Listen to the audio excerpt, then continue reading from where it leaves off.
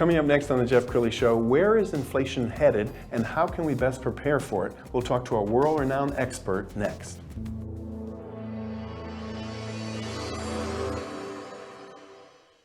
Many are predicting that the worst is yet to come, which is unfortunate, said one person here.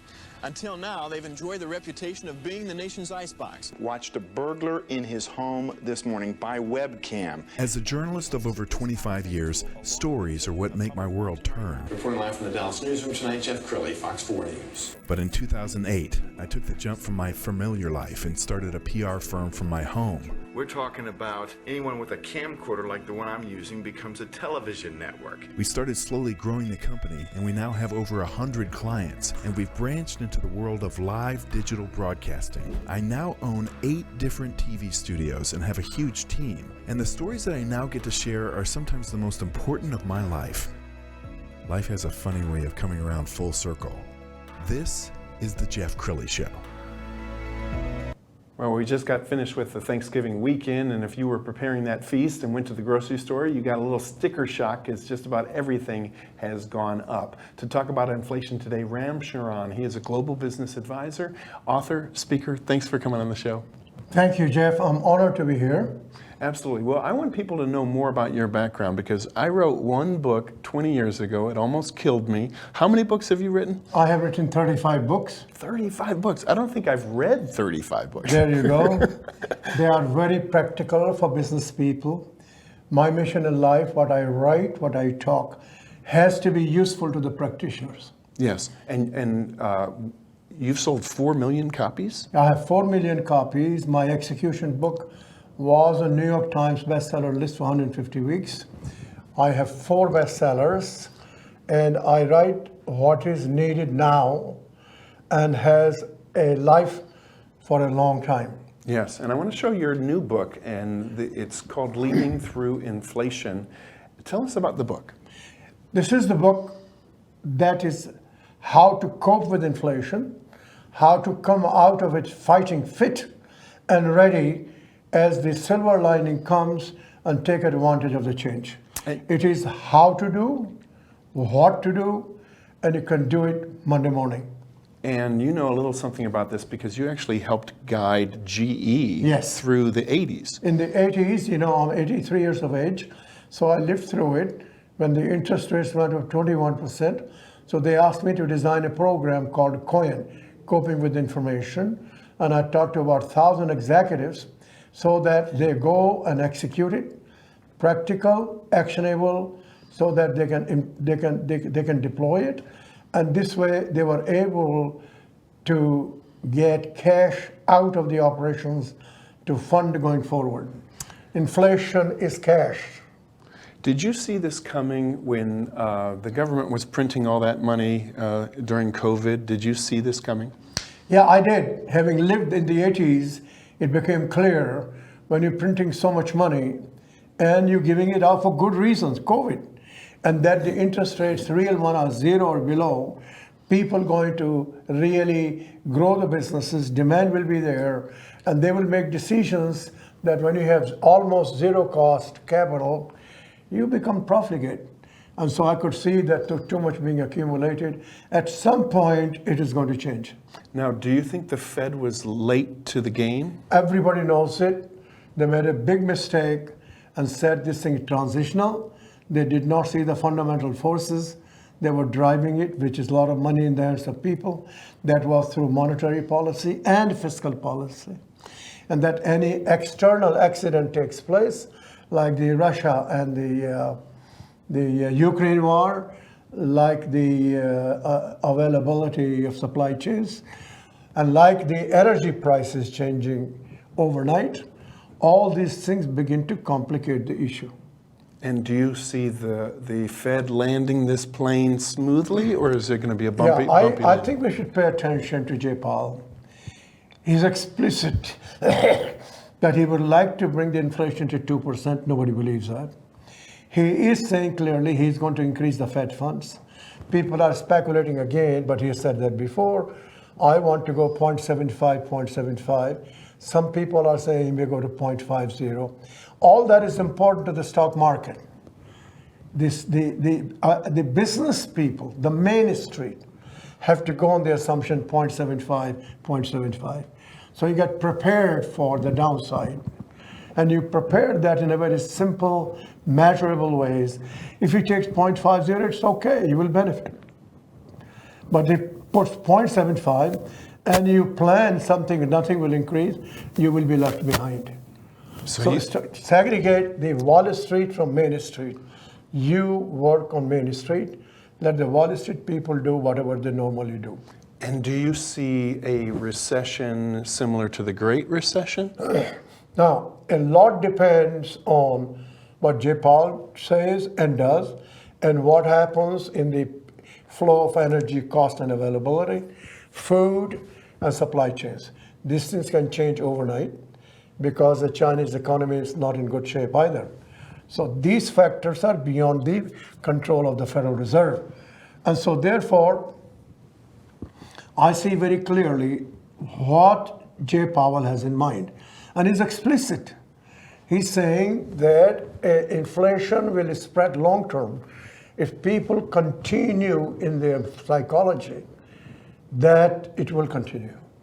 So everybody expects price increases, even though they may show a little dip in the inflation for the month of November. Yes. And people can be very excited. That's Wall Street. But a business person cannot be excited because still it is high. So he's saying, I may have to increase the federal fund rate higher than the inflation rate to precipitate recession, so that then I can go to the upcycle, reduce the interest rates, and change the psychology and not prolong inflation. And that's how it was done in the 1980s. Wow. Not only are you a best-selling author several times over, but you're a very popular speaker. We've got a clip we want to show. But the key point is not what I talk, is what you take home and practice like an Olympic champion, like all athletes do. And this way you shine as a leader. In doing that, I'd like you to consider first, each of you is a leader for your company. Second, you are a leader of finance function. And third, you are expert in finance. Right now, for some companies, this leadership is needed. How many have you known the decline in the market value of Target? All of you know Target. It is nerve-wracking, 28% in one day. Why?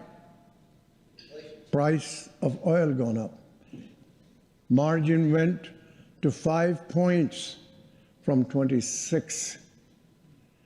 Do you think CFO has something to do? Walmart, something I know something about. Yes, it is owned 51% by the family, going along very nicely.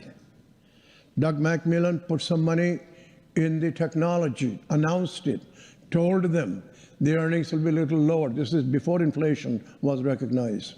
Now the inflation is here, and the market dropped almost from 154 to 122 in one day.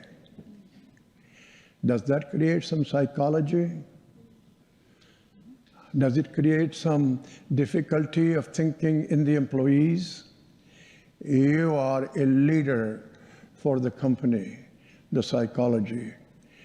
Lift, get them to see things, not just in finance function. So Ram, tell us how we as individuals and as businesses should prepare for next year. Yes. The first part for businesses, create a war room. Why? Where your CFO, CEO, operations people, purchasing people, HR people together every morning, just like the generals do in Pentagon, say what is happening from the outside. Get the lay of the land, and this data is available daily, hourly if you want it. And then saying that what decisions we got to make and what early warning signals do we see what's happening. Who is increasing prices? Where the costs are going? Who are the people outside the industry who are creating leading indicators? Number two, inflation eats cash. So you now run your business on the cash basis. And that means where your cash traps. They are in account receivables, they are in inventories, they are in unnecessary growth you did on marginal products, marginal plants, marginal locations. This is the time to become fighting fit, smaller, healthier, faster, get rid of your attacks, get rid of your vests, and you will hurt some people. But it's important that you get the cash traps, manage for cash, streamline your product line, your customer, your distribution channels. Do your digitization now if you have not done so. Data, data, data. Cash, cash, cash. Now change your information system. You have collected data on the basis of earnings per share. You got to convert that on the cash basis. And that you got to create that data on inflation adjusted basis.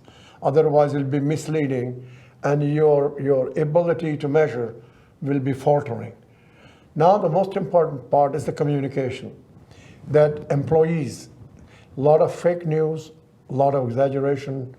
You need to communicate to your employees more often, listen to them, what's happening on the ground, what is the real thing, what they focus on. Because if you have credible information, you build resilience in the employees. And here, show the good news as well as the bad news. If you have to trim people at jobs, do it right away, don't wait. So once it is done, people become more secure, they deploy their energy to build the future. Last item, create a separate team. And that team needs to focus on post-inflation, what's the shining light? What is the silver lining? The world would have changed. What experiments, what innovation? In the interim, if we have saved cash, and I hope you do, you can do some acquisition of talent. You can do acquisition of companies. But the most important thing is your psychology. No commiseration. Professional people, they are well trained, that no matter what comes, they are prepared, they will find a solution. They get their people energized, they're motivated. Because the calamity that is going to come, if it does come, is for everybody. It's not just for you. So we will measure, the world will measure how well you tackled that adversity. That's leadership. Thank you so much for sharing your wisdom with us. We're going to end with his book website, which is leadingthroughinflation.com. Thank you so much for coming on the show. Thank you. That's it for now. We'll see you next time.